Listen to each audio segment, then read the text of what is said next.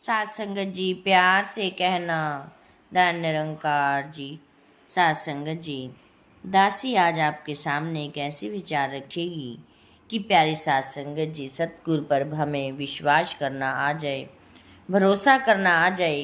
प्यारी सात संगत जी, ऐसे ही बहुत समय पहले की बात है कि एक गांव में प्यारी सात संगत जी, दीपक नाम का एक व्यक्ति रहता था।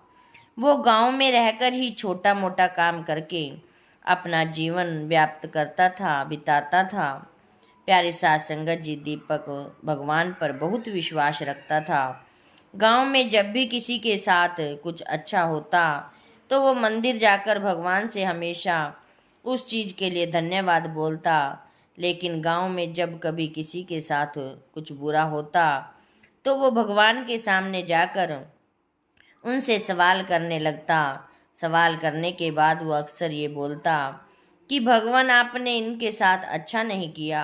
अगर आपकी जगह मैं होता तो सब कुछ ठीक कर देता। साथ संगत जी, दीपक के इस सवाल करने की इस आदत से तंग आकर एक दिन भगवान ने उनको दर्शन दिए।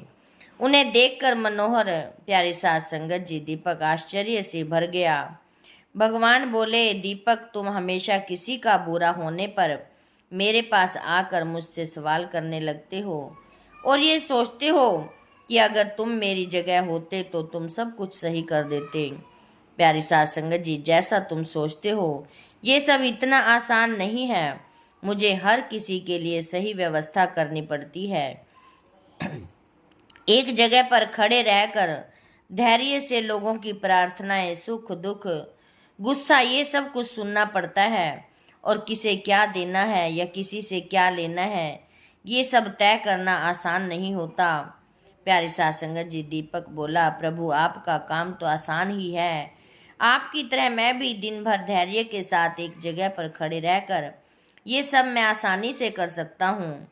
प्यारे सात संगत जी, दीपक की बात सुनकर भगवान बोले, ठीक है, अगर तुम्हें लगता है कि तुम ये सब कुछ कर पाओगे तो आज पूरे दिन मेरी जगह खड़े रहकर तुम मेरी जिंदगी जियो। लेकिन एक बात ध्यान रखना, मंदिर में हर कोई अपनी इच्छा के अनुसार कुछ ना कुछ मांगेगा, कुछ अच्छा बोलेगा तो कुछ बुरा बोलेगा।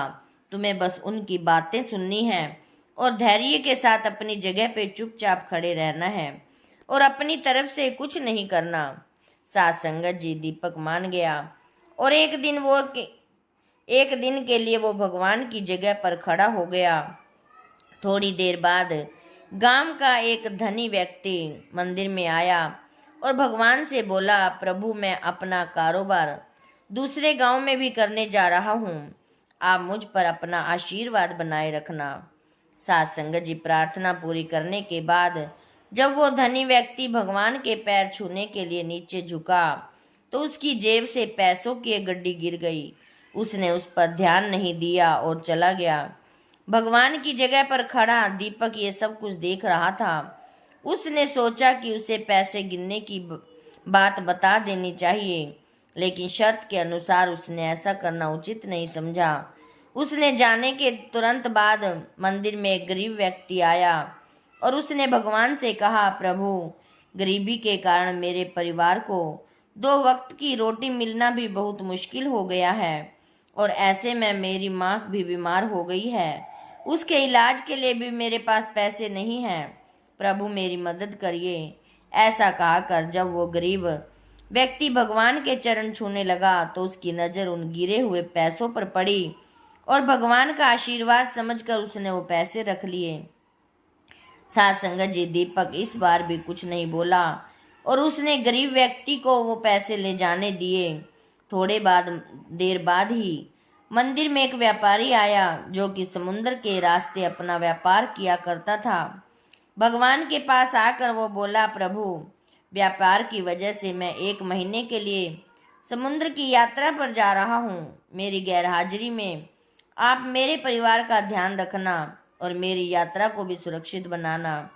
प्यारे साथ संगत जी, वो व्यापारी जैसे ही प्रार्थना पूरी करके मंदिर से निकलने लगा, इतने में वो धनी व्यक्ति पुलिस लेकर मंदिर में आ गया और व्यापारी की तरफ इशारा करते हुए बोला, मेरे बाद इस मंदिर में यही आया है और मेरे पैसों की गड्डी इसी को मिली होगी। आप इससे पूछताछ करिए। उस व्यापारी ने पुलिस को काफी समझाया कि वो गड्डी उसके पास नहीं है, लेकिन पुलिस ने उसकी एक ना सुनी और उसे पकड़ कर ले जाने लगे। भगवान बने दीपक से ये सब देखा नहीं गया, क्योंकि उसकी आंखों के सामने अन्याय हो रहा था और वो सोचने लगा कि अगर अब मैं कुछ नहीं बोला तो एक बेकसूर व्यक्ति को सजा मिलेगी और जो कसूरवार है वो आराम की जिंदगी जिएगा। ऐसा सोचकर मनोहर बोल पड़ा और उसने सारी बात बता दी। पुलिस उस गरीब व्यक्ति के पास गई और उससे पैसे लाकर उस धनी सेठ को दे दिए।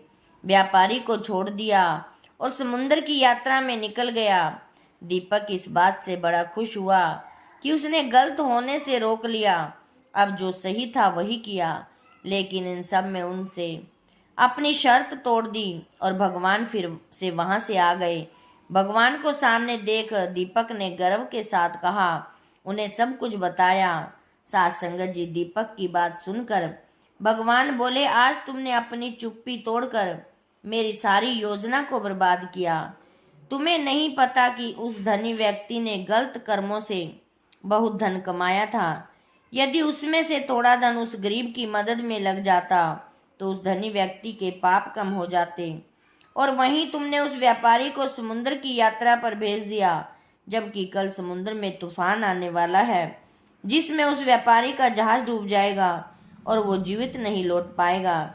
अगर पुलिस उसे ले जाती तो वो समुद्र यात्रा में नहीं जा पाता और उसकी जान बच जाती। वहीं दूसरी तरफ जो वो गरीब व्यक्ति उन पैसों से अपनी माँ का इलाज करा लेता, लेकिन अब वो जेल में बंद, जिसकी वजह से उसकी माँ का इलाज नहीं हो पाएगा और वो दुनिया से चल बसेगी। उसका परिवार अब और भी बदतर जिंदगी जीने पर मजबूर हो जाएगा। तुमने सब कुछ ठीक करने के चक्कर में सब कुछ बिगाड़ दिया। ये सब सुनकर दीपक को एहसास हो गया कि जो भी ऊपर वाला करता है उसमें किसी ना किसी का भला ही होता है और दूसरों के लिए एक सीख होती है। भगवान हर किसी के जीवन में बारे में सोचकर ही अपनी योजना बनाते हैं और उनके जीवन को चलाते हैं। भगवान की जगह लेना किसी इंसान के लिए आसान नहीं है। दीपक मन ही मन बहुत दुखी हुआ और भगवान से माफी मांगकर वहां से चला गया। साथ संगत जी, यही हमारे ऊपर वाले के किए पर शक नहीं करना चाहिए। वो जो भी करता है उसके पीछे कुछ ना कुछ वजह होती है। जब भी हमारे अंग संग कुछ बुरा होता है तो हम ऊपर वाले को शक की नजर से दिखाई देखते हैं और सोचते हैं कि मेरे साथ ही क्यों गलत हो रहा है। लेकिन प्यारी साथ संगत जी, कई बार हमें भविष्य में उस चीज से फायदा भी हो जाता है।